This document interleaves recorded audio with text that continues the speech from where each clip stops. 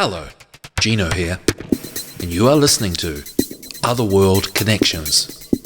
We live in a critical time where now, more than ever, angels and fairies, hidden forces, are bursting at the seams of the veil to work with us. They want to see us change in order to save the world and live in service to others.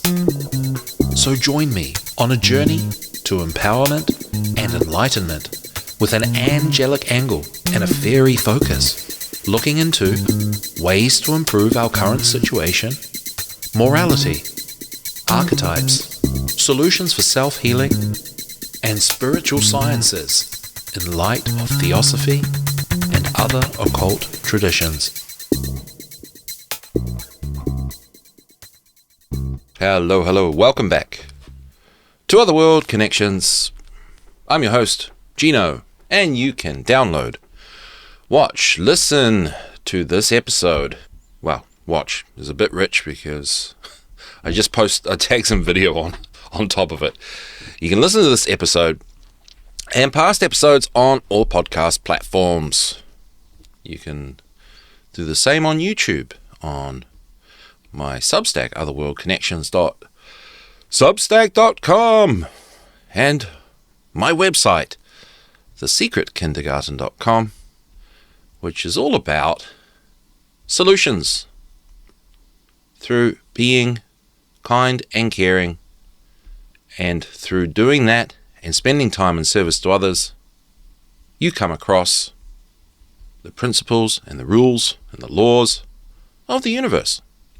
And you learn that things like sticking up for yourself and for others and defending yourself and others is important because there is a right and a wrong. Okay, so that's what it's all about. But in this show, we're talking about the olive tree. Why are we talking about the olive tree? Well, in a way we'll find out. But it's a gateway to these connections with the other world. These intuitive senses, these actions based on what the right thing and the wrong thing to do in your life is. The trees really, really want to help. I did a reading for somebody yesterday, and it was a little bit, I thought, embarrassing because it was just sort of, trees is the message. And I don't know how that spoke to that lady, but it did. So she's off getting amongst the trees. And that was super important for her, and it made a lot of sense, more than it did to me. And the trees do speak to us, and that's why they keep popping up on the Otherworld Connections. There's a connection between the trees and the angelic realm and the fairy realm, for lack of better terms, but we need to put names to these things. Otherwise, we just do podcasts that are even more blah, blah, blah than this. Let me just mention about the olive tree from this book, The Angel Tree, The Enchanting Quest for the World's Oldest Olive Tree. This little mini review here, despite the title, Dingwall-Main, that's Alex Dingwall-Main, the author, doesn't necessarily need to find the oldest tree, but at a minimum he must procure one that is ancient enough, say 1,000 to 1,500 years old.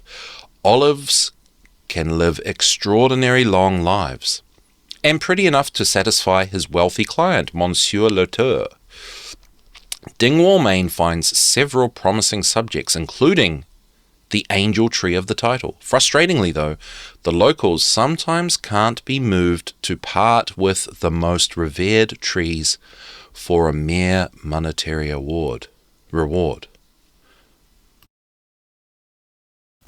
The angel tree does illuminate one fascinating aspect of life in southern Europe. Old olive trees are considered a must-have accessory for the gardens of the rich. This is a boon to farmers who can sell past their prime trees for top dollar.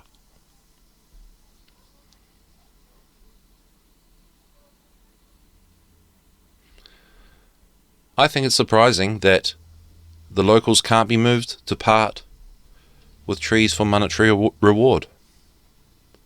Does say sometimes. How often that is? I thought all the time they'd be wanting to sell them.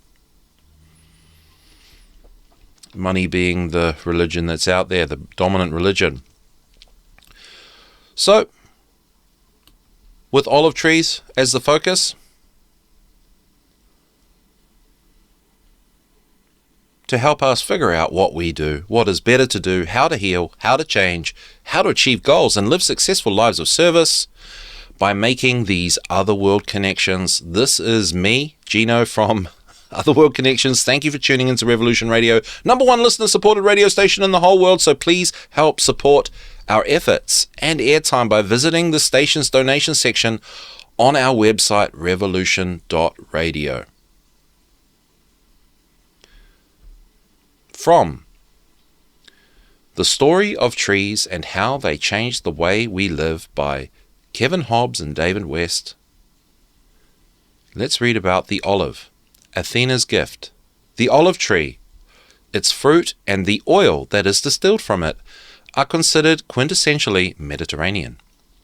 Cultivated since prehistoric times, the olive was first used by humans at least 20,000 years ago. Over the centuries, many Mediterranean countries built their wealth on trading in olives. An archaeological site on the southwestern shore of the Sea of Galilee revealed olive stones and wood fragments left behind by Upper Paleolithic hunter-gatherers. Pottery vessels found nearby provided early evidence that olive oil was traded some 8,000 years ago. That's a long time. That's a long time ago. Exactly when olive farming began is much contested. But written evidence from 2400 BC has been found on Syrian clay tablets. A fire that destroyed the city of Ebla on the outskirts of Aleppo baked the clay tablets, preserving the writing. Most dealt with commercial affairs, and the tablets revealed that the value of olive oil was put at 5 times that of wine.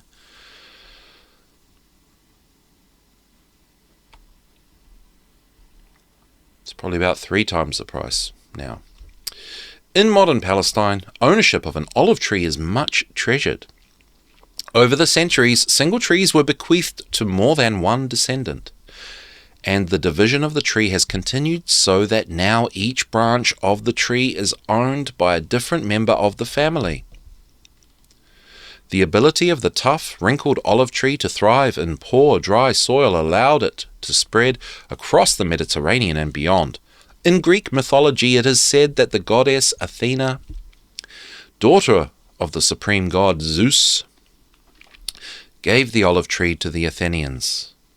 The tree is believed to have appeared next to the well of the Athenian Acropolis, becoming the source of all future trees. A wreath of olive leaves found in the 3,300-year-old sarcophagus of the Egyptian king Tutankhamun is now preserved in the herbarium of the Royal Botanic Gardens at Kew, which is in London.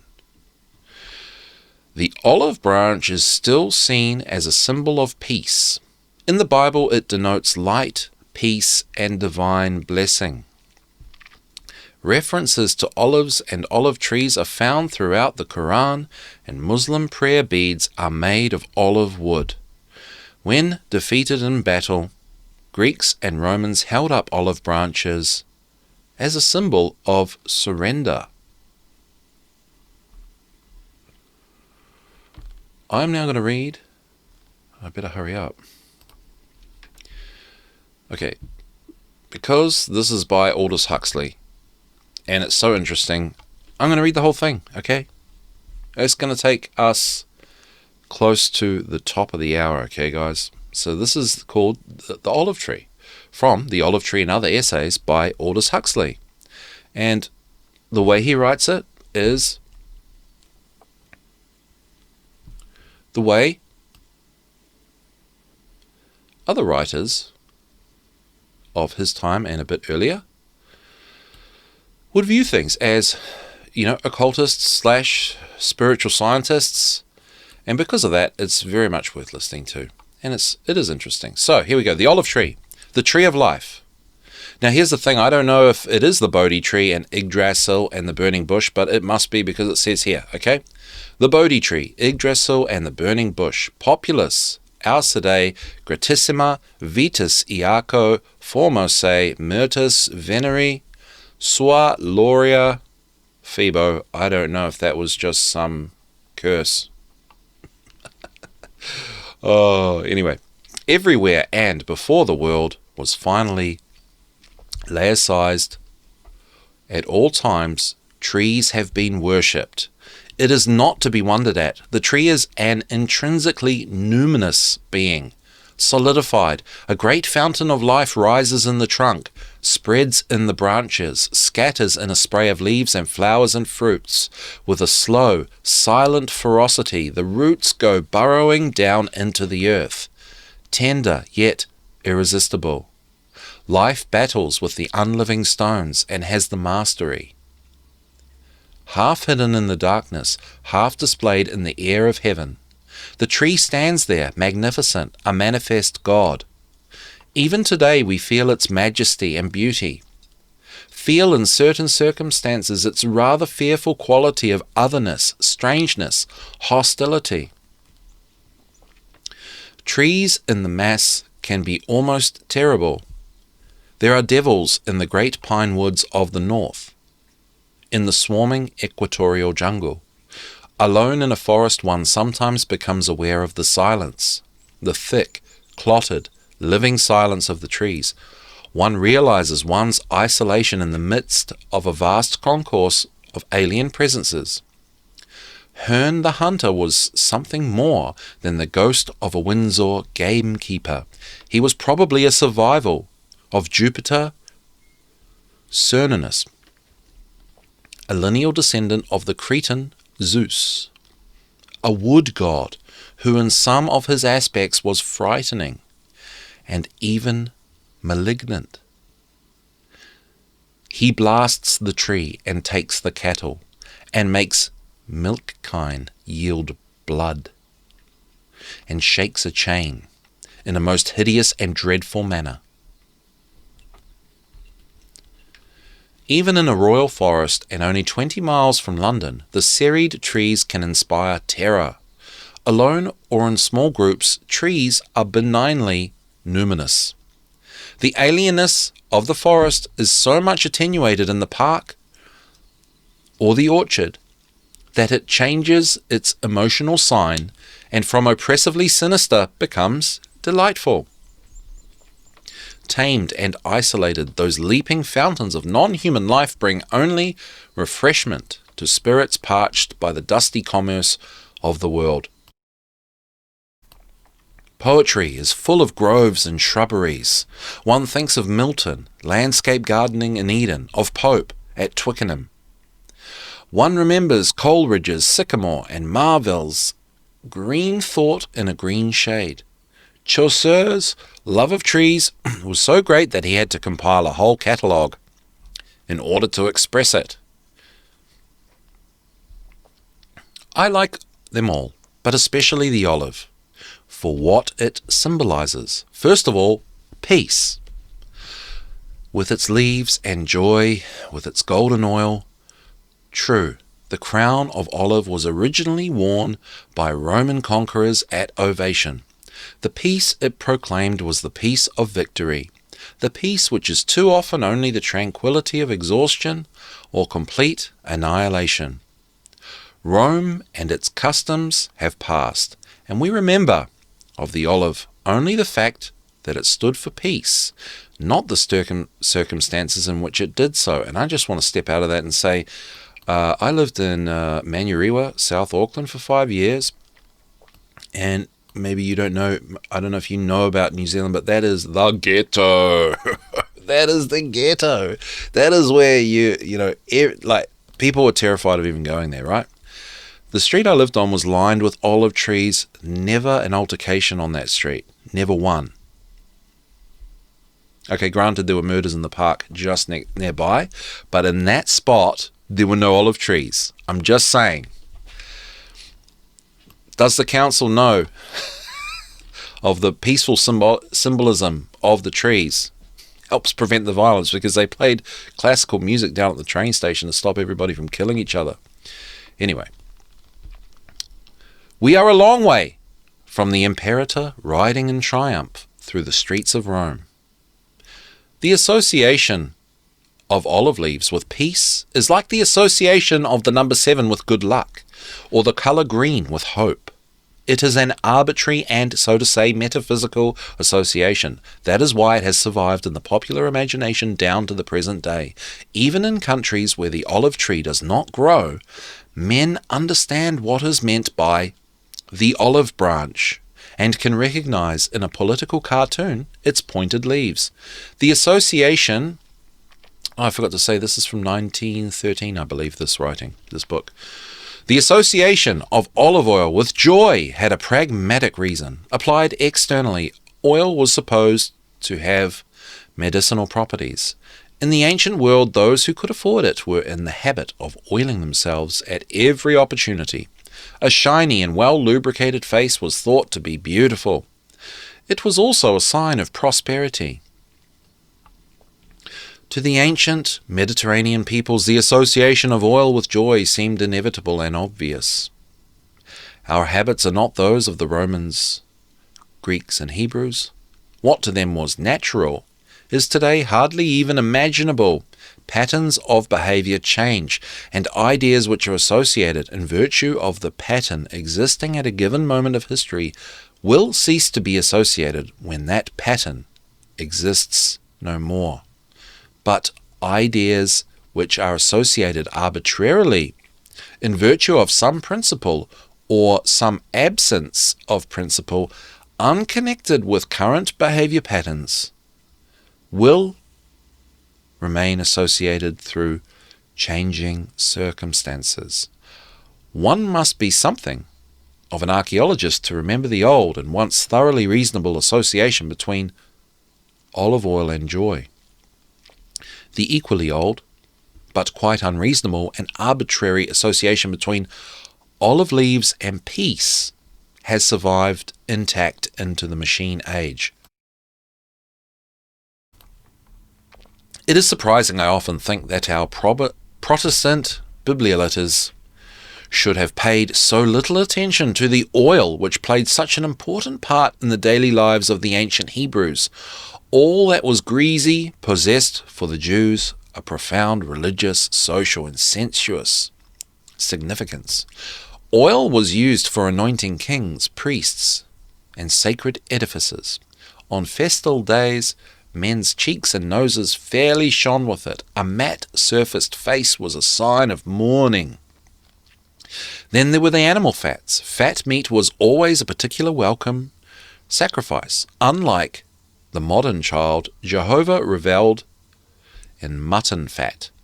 His worshippers shared this taste. Eat ye that which is good, advises Isaiah, and let your soul delight itself in fatness. As for the prosperously wicked, they have more than their heart can wish. And the proof of it is that their eyes stand out with fatness. The world of the Old Testament, it is evident, was one where fats were scarce and correspondingly esteemed. One of our chief sources of edible fat, the pig, was taboo to the Israelites. Butter and lard depend on a supply of grass long enough for cows to get their tongues round. But the pastures of Palestine are thin, short, and precarious. Cows there had no milk to spare, and oxen were too valuable as draft animals to be used for suet.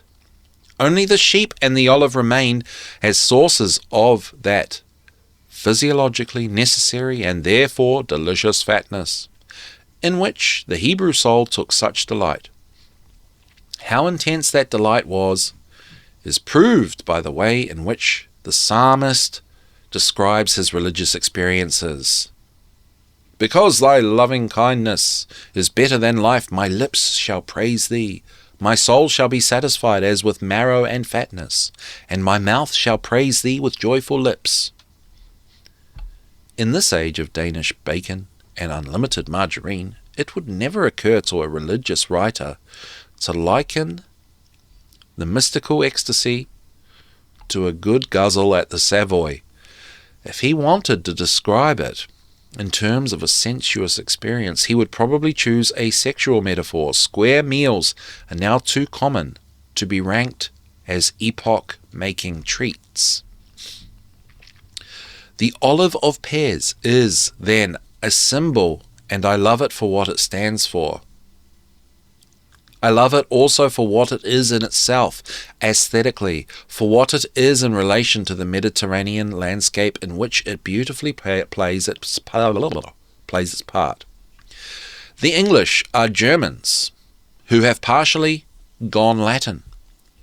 But for William the Conqueror and the Angevins, we should be just another nation of Teutons, speaking some uninteresting dialect of Dutch or Danish. The Normans gave us the English language, that beautifully compounded mixture of French and Saxon, and the English language moulded in the English mind. By Latin out of German, such is our pedigree. We are essentially mongrels. That is the whole point of us. To be mongrels is our mission. If we would fulfill this mission adequately, we must take pains to cultivate our mongrellism. Our Saxon and Celtic flesh requires to be constantly re-wedded to the Latin spirit. For the most part, the English have always realized this truth and acted upon it. From the time of Chaucer onwards, almost all our writers have turned, by a kind of infallible instinct, like swallows, toward the south, toward the phantoms of Greece and Rome, towards the living realities of France and Italy. On the rare occasions when, losing their orientation, they have turned eastward and northward, the results have been deplorable. The works of Carlyle are there, an awful warning, to remind us of what happens when the English forget that their duty is to be mongrels and go whoring, within the bounds of consanguinity, after German gods. The olive tree is an emblem of the Latinity towards which our migrants' instinct commands us perpetually to turn, as well as for peace and for joy.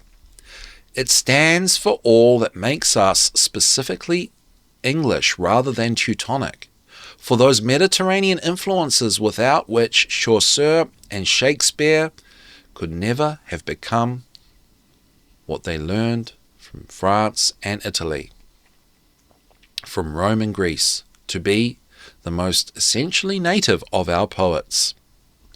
The olive tree is, so to speak, the complement of the oak, and the bright, hard-edged landscapes in which it figures are the necessary correctives of those gauzy and indeterminate loveliness of the English scene.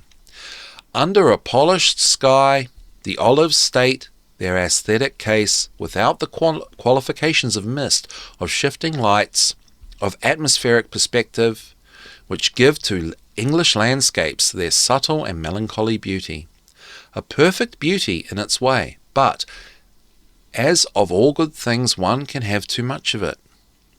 The British Constitution is a most admirable invention, but it is good to come back occasionally to fixed first principles and the firm outline of syllogistic argument. With clarity and definition is associated a certain physical spareness. Most of the great deciduous trees of England give one the impression, at any rate in summer, of being rather obese. In Scandinavian mythology, Embla, the elm, was the first woman. Those who have lived much with old elm trees, and I spent a good part of my boyhood under their ponderous shade, will agree that the Scandinavians were men of insight. There is, in effect, something blousily female about those vast trees that brood with all their bulging masses of foliage above the meadows of the home counties. In winter they are giant skeletons, and for a moment in the early spring a cloud of transparent emerald vapour floats in the air. But by June they have settled down to an enormous middle age. By comparison, the olive tree seems an athlete in training. It sits lightly on the earth, and its foliage is never completely opaque. There is always air between the thin grey and silver leaves of the olive, always the flash of light within its shadows. By the end of summer, the foliage of our northern trees is a great clot of dark, unmitigated green. In the olive, the lump is always leavened.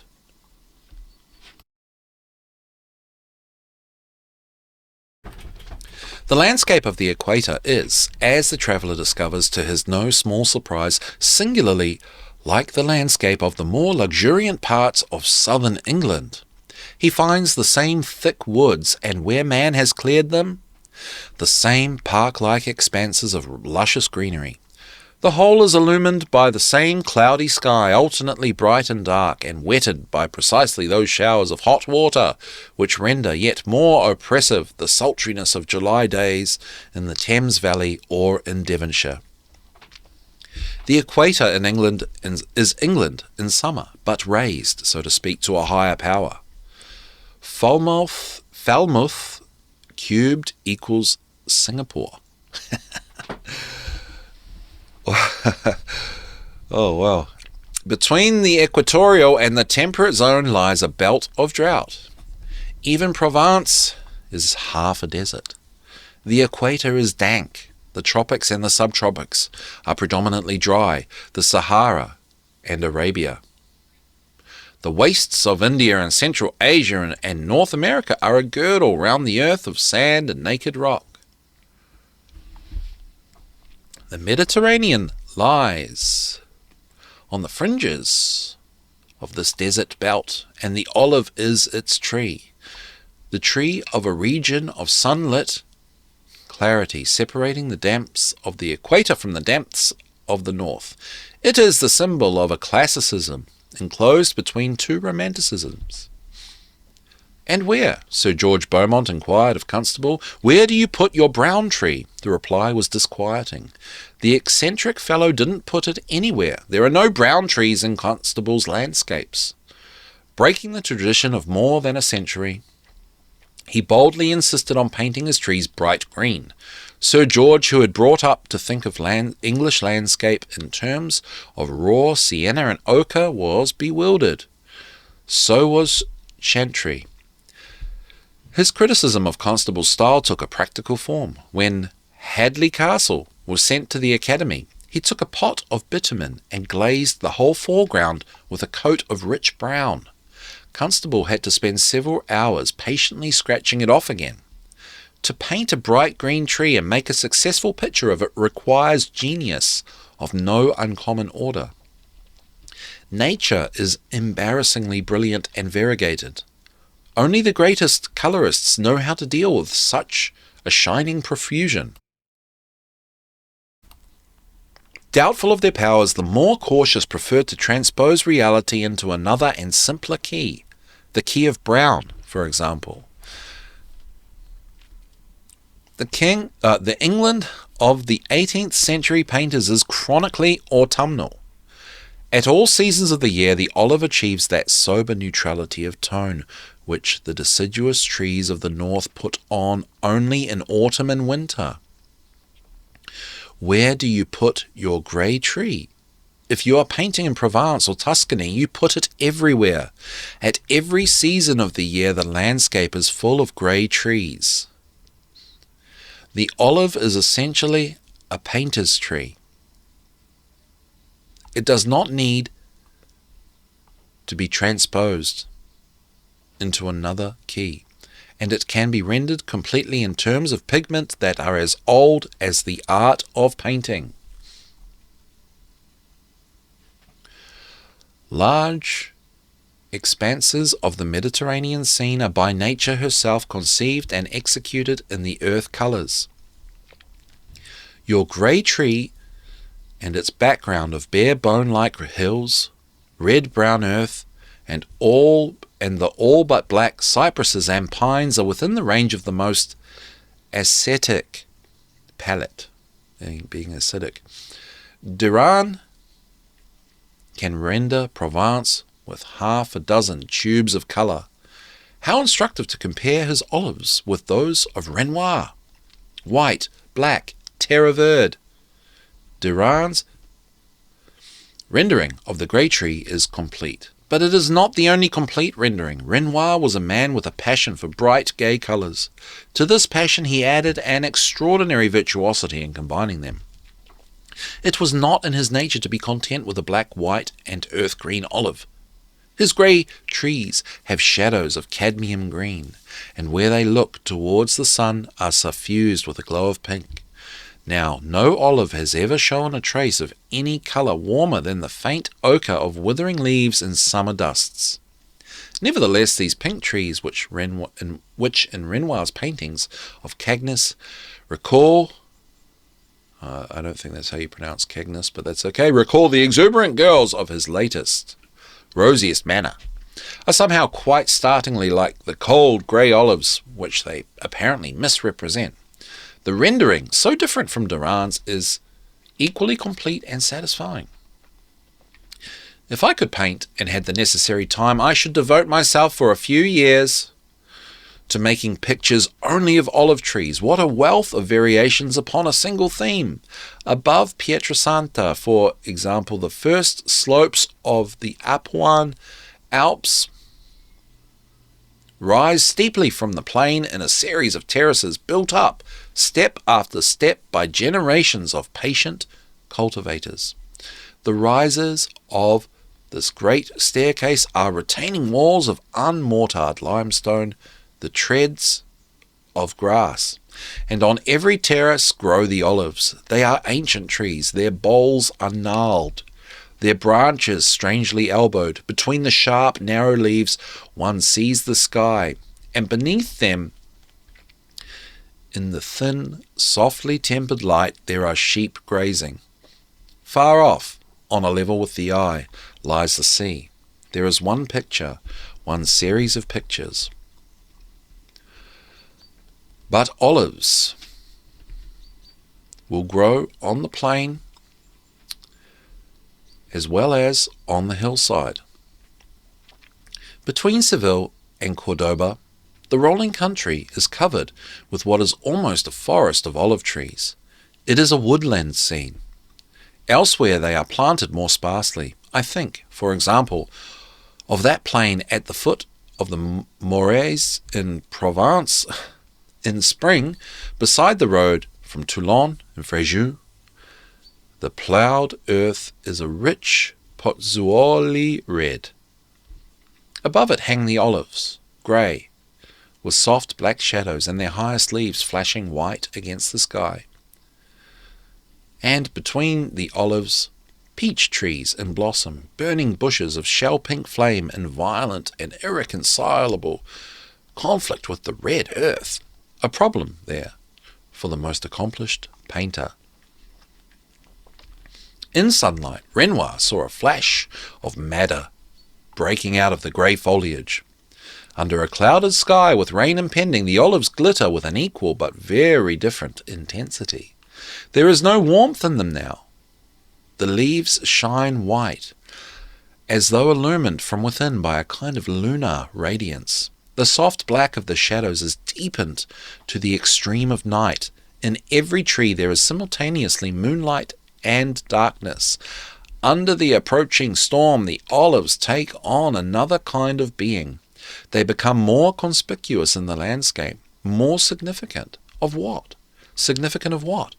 But to that question, when we ask it, nature always stubbornly refuses to return a clear reply.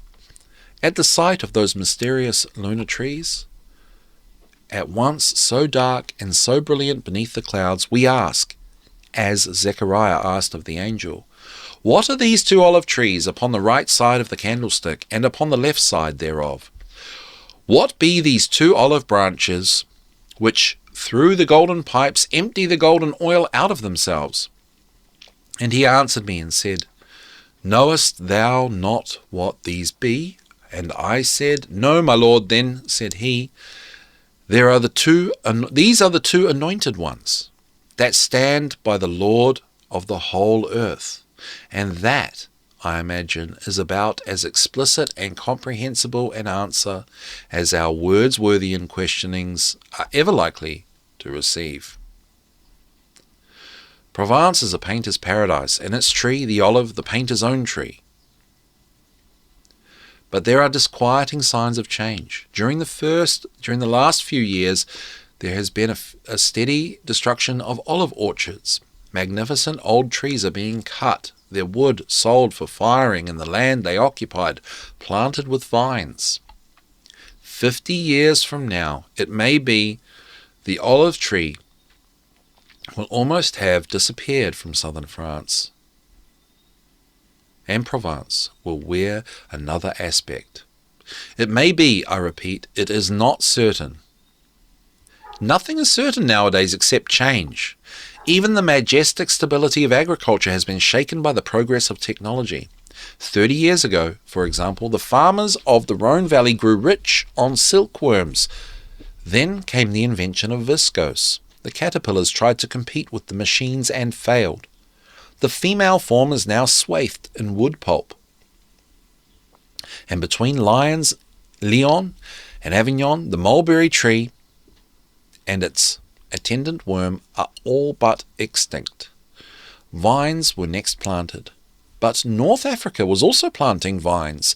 In a year of plenty, vin ordinaire fetches about a penny a quart. The vines have rooted up again, and today the prosperity of the Rhone Valley depends on peach trees. A few years from now, no doubt, the Germans will be making synthetic peaches out of sawdust or coal tar. And then what? The enemy of the olive tree is the peanut. Grows like a weed all over the tropics, and its seeds are 50% pure oil. The olive is slow growing, capricious in its yield, requires much pruning, and the fruit must be hand-picked. Peanut oil is half the price of olive oil. The Italians, who wish to keep their olive trees, have almost forbidden the use of peanut oil. The French, on the other hand, are the greatest importers of peanuts in Europe. Most of the oil they make is re-exported. But enough remains in France to imperil the olives of Provence. Will they go the way of the mulberry trees, or will some new invention come rushing up in the nick of time with a reprieve?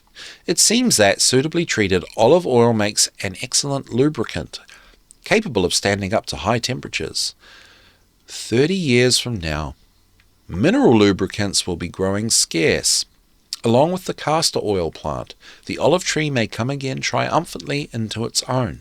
Perhaps, or perhaps not, the future of Provençal of the landscape is in the hands of the chemists.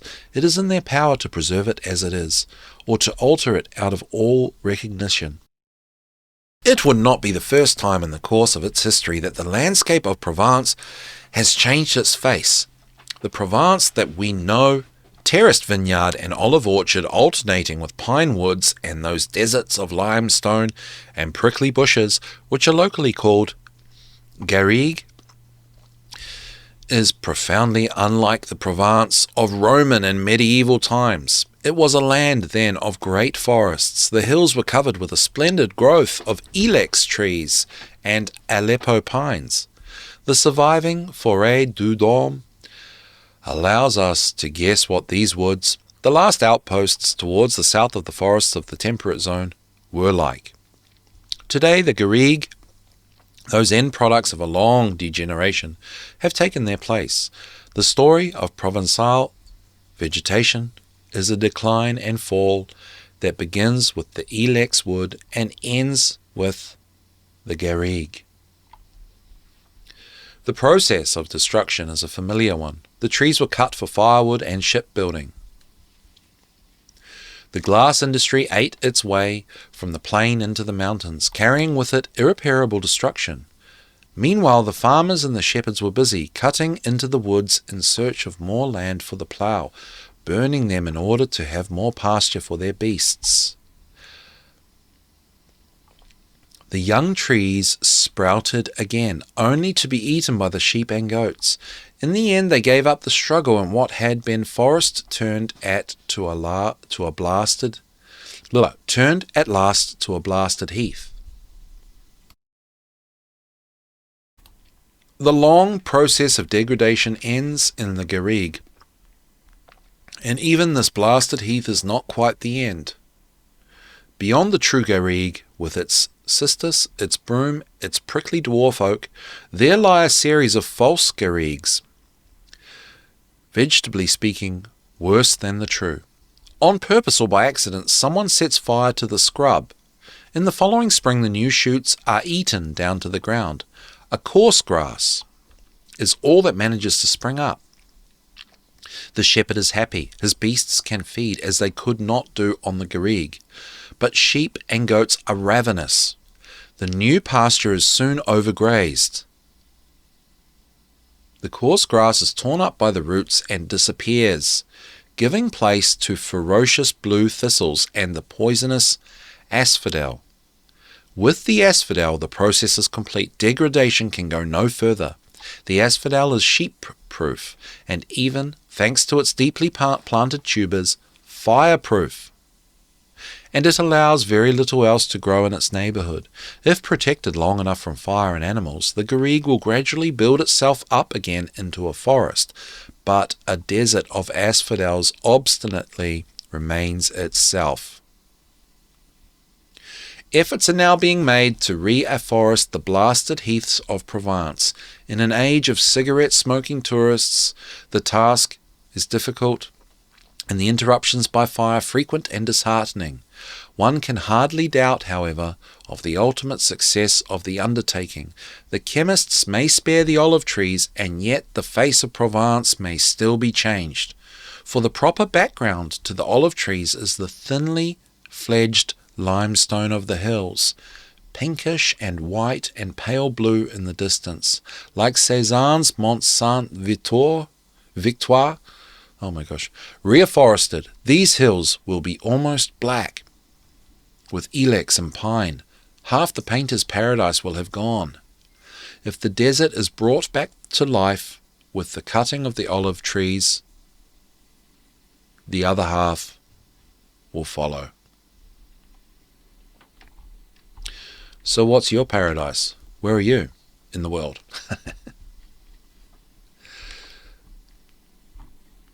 I really think that this essay shows how connected trees are to race cultures, people, humans. And look what's happening in the world. I think it shows the place of trees in relation to globalism, which is what we're all essentially fighting against, right?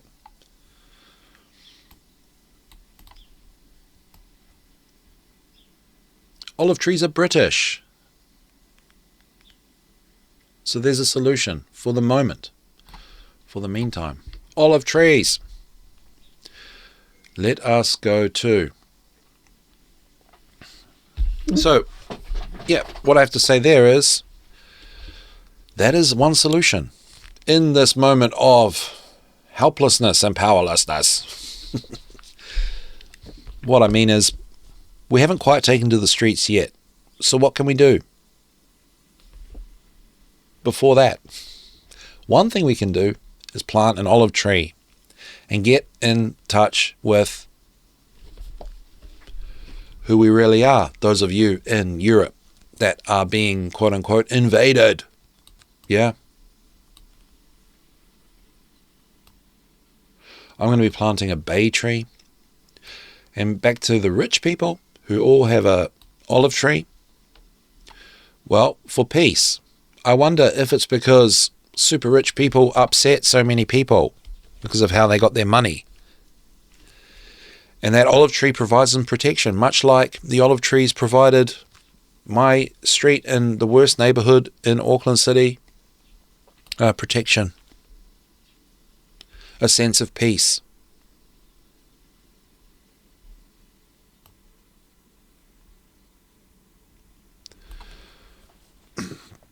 And as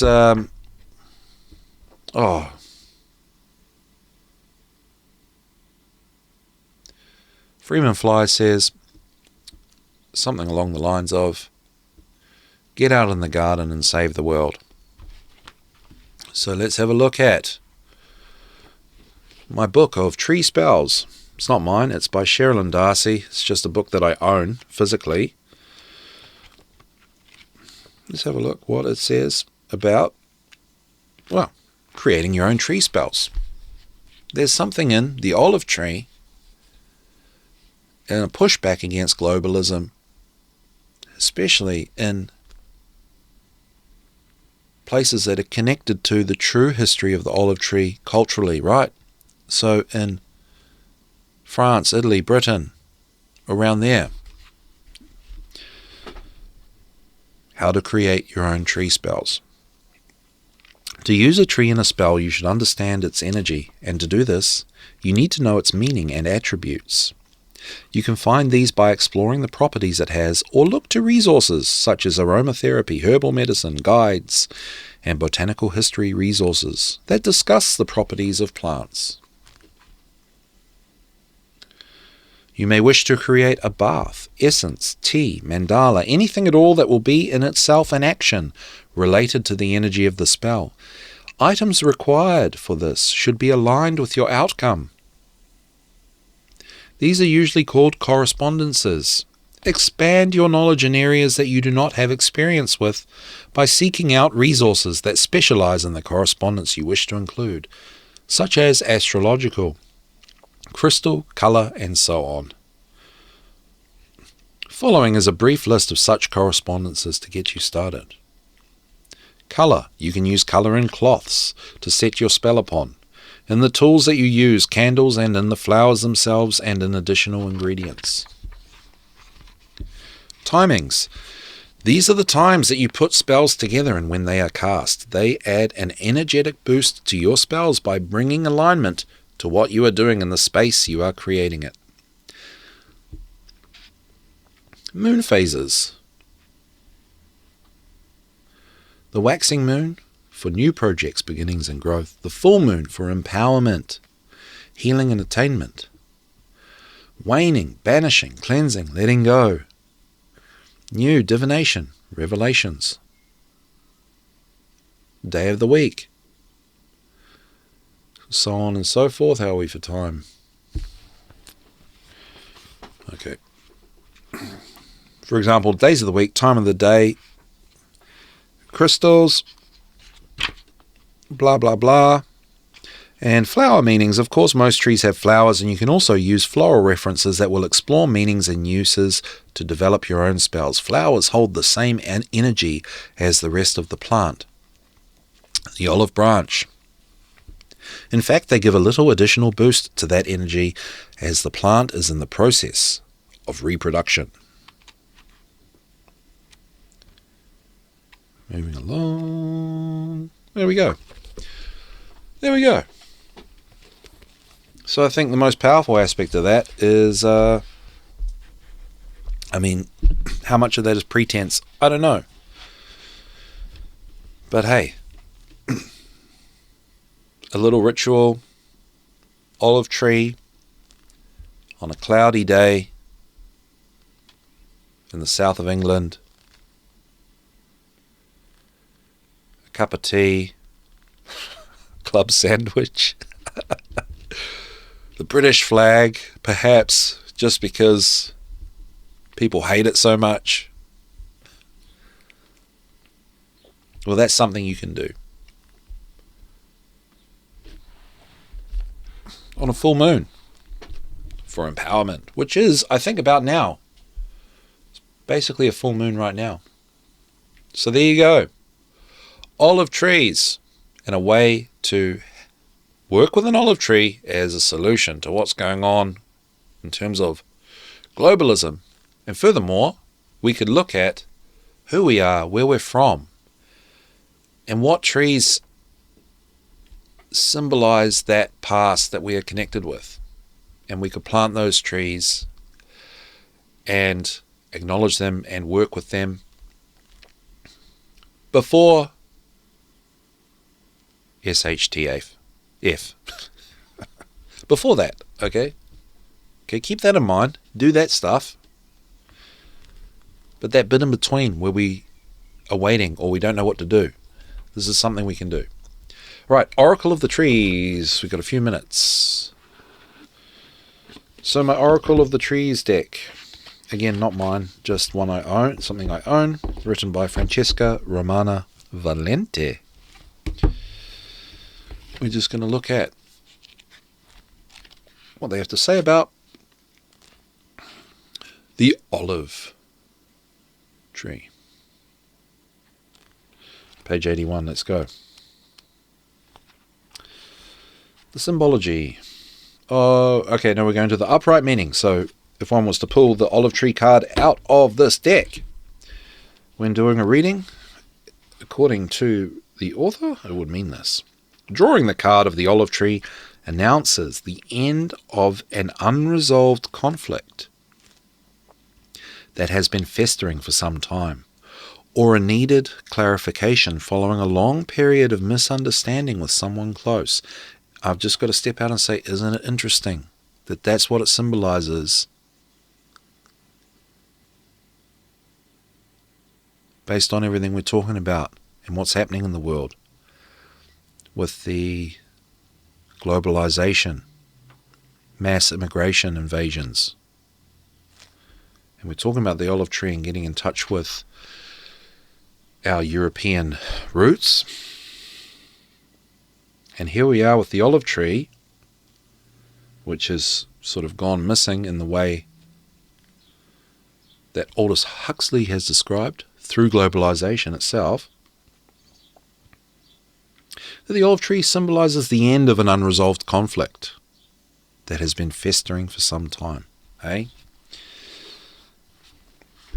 The card can also refer to the resolution of problems at work, especially concerning conflicts with colleagues or superiors. More generally, the card represents the closing of a time of anguish for the seeker, who finally will find serenity and tranquility.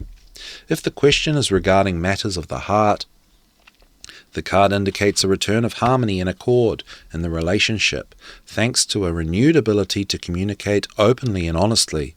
The card can also indicate an important feminine figure in the seeker's life. This can be a mother, sister, or friend, or girlfriend or wife. The surrounding cards will provide information regarding the role of this person relative to the question posed. In general, we can expect there to be significant influence from this woman.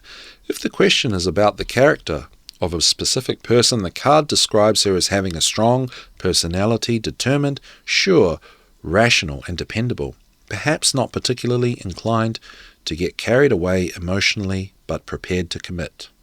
Drawing both the olive tree and the oak tree is particularly good omen for relationships, as it implies a strong and lasting union based on shared values and ideals.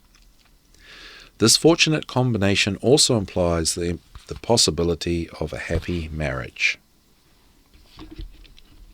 So there we go. The olive tree for freedom, for peace. So let's not leave it to the landscaped gardens of the rich and famous. Let's get some olive trees going in our lives for our peace and our protection and our success and happiness. All right. And that's the end of that. So if you want to support me, you can go on to thesecretkindergarten.com and have a look at some of the services I offer for very cheap, but you don't have to do that. You can just enjoy the show. And that's about it. So thank you so much for for listening, okay? And I thought that olive tree exploration was really cool, and it keeps making me think twice about trees. And we are planting trees in our garden, some native ones as well. Okay, and we'll see you at the next one. Bye!